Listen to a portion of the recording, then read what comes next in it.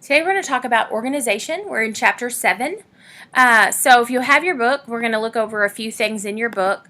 We're going to go over getting organized, the basic 3-part structure, organizational patterns, arranging support materials, and outlining. So we're going to talk about organization as the structure and progression of a speech, as we know that. It helps your audience follow along. It helps you and your audience remember ideas. If you have a really well-organized presentation, as you practice your speech, it's going to help you be much more comfortable with presenting it because you are more comfortable with the flow of your presentation. It's going to make sense better.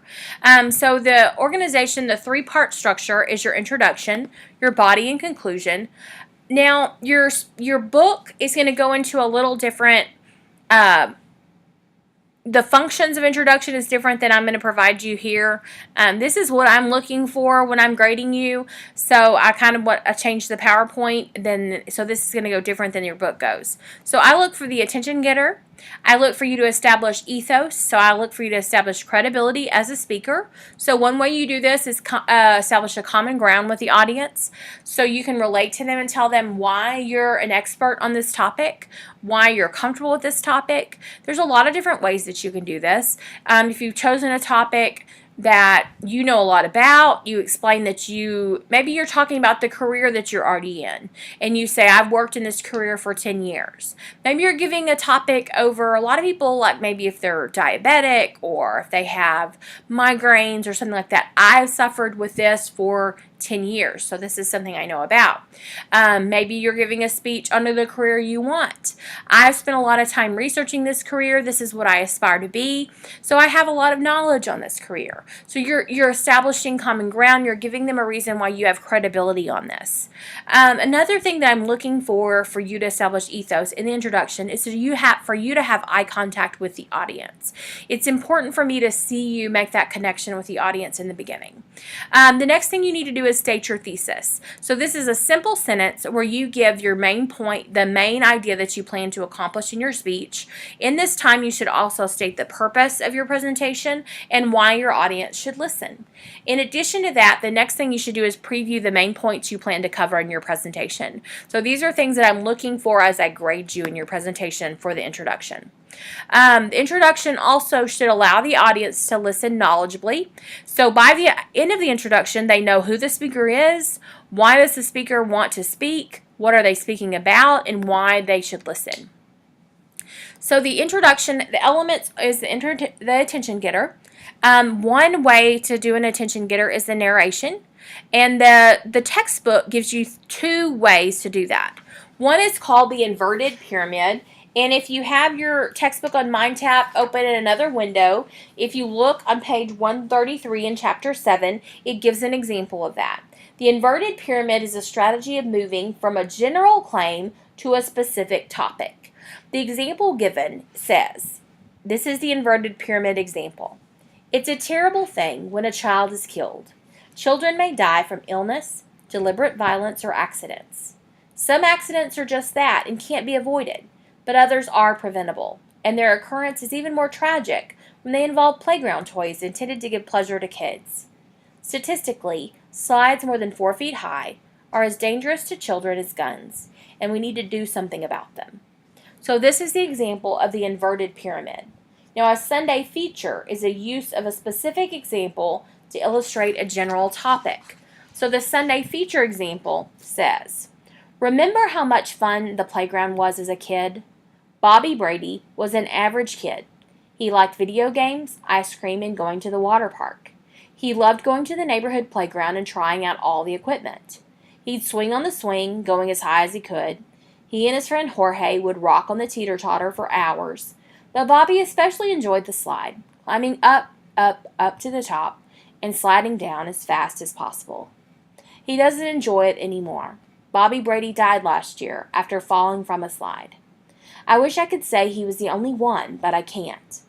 Thousands of children are killed or injured each year at playgrounds, and we need to do something about that. So this narration makes the problem concrete and helps the audience get beyond the abstraction of thousands of deaths and injuries by using a single case. So that's an example of the Sunday feature. We'll come back to these others, but your textbook gives you 2 examples of attention getters. I'd like to give you some other types that are options to you that your textbook does not get into. So a few other options. The first one is reference to occasion. Now this isn't something you'll use for this class, but it is something that you might use outside of class. So the first one is reference to occasion as a type of attention getter. So this one might be if you're invited to speak at a banquet, you might just say, first of all, I'd like to thank everyone for the opportunity to speak to you tonight. I mean, it's as simple as that. The second type of attention getter you might use is a rhetorical question. And we all know that a rhetorical question is a question there that doesn't require an answer. The purpose of it is to be thought-provoking. It can be pretty much used with most any speech topic.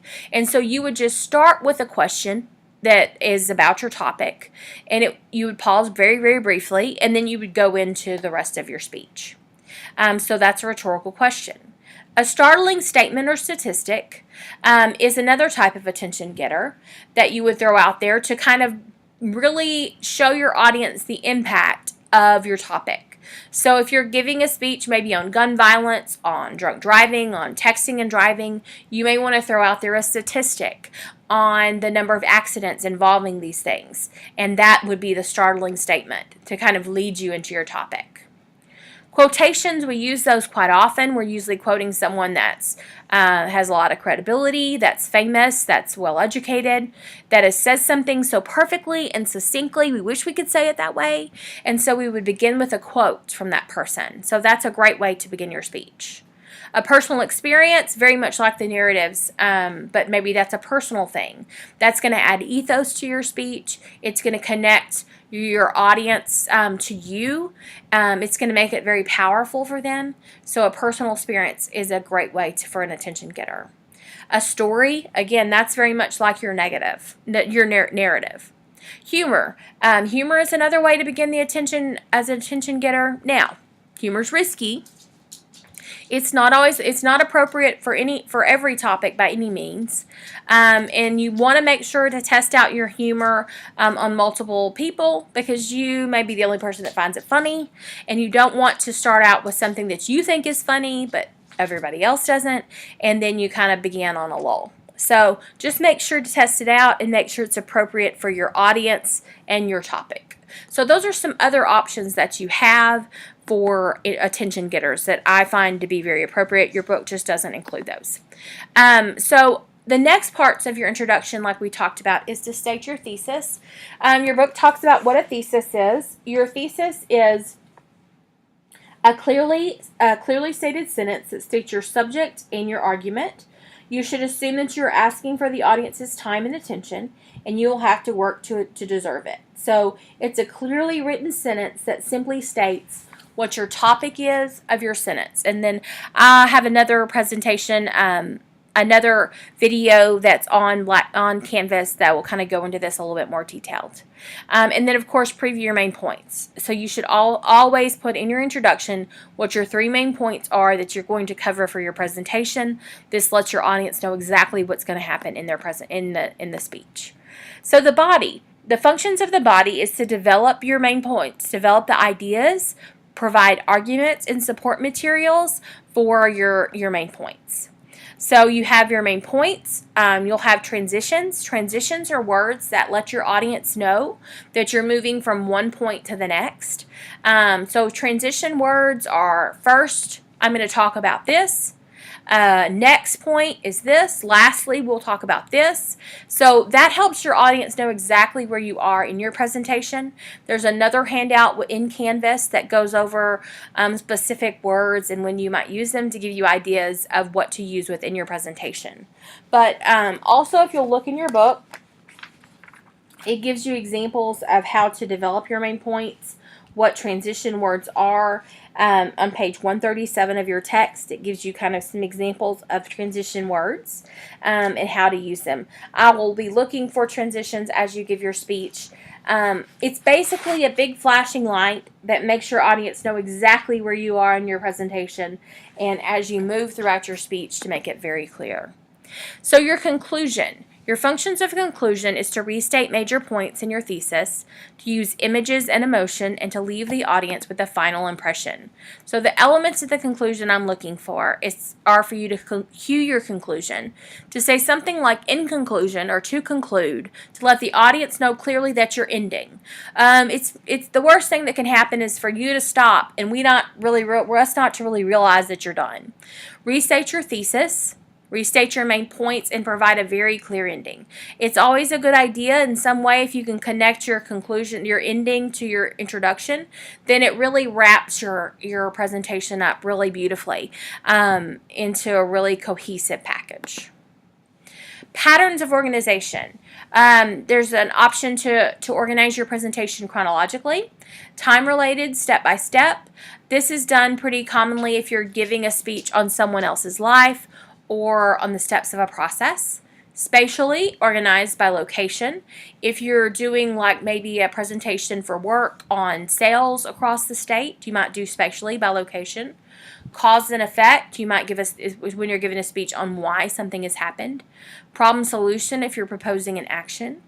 Topical establishes a relationship versus a cause. And Monroe's motivated sequence.